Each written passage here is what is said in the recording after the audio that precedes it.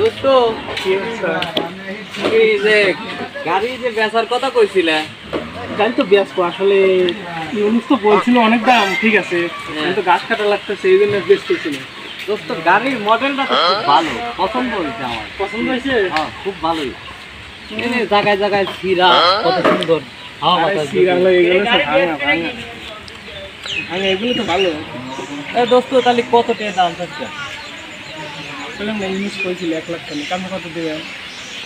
ইউনুস তো গরিব মানুষ। তাই? হ্যাঁ। তে আপনি ভাই 50,000 টাকা লাগবে। এটা বেশি হবে না? 20,000 যাচ্ছে। হ্যাঁ। তা আপনি কত নেবেন? 90 দেন গা। 90। হ্যাঁ।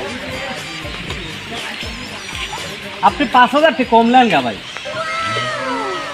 আচ্ছা লেন, আপনি নিয়ে যান।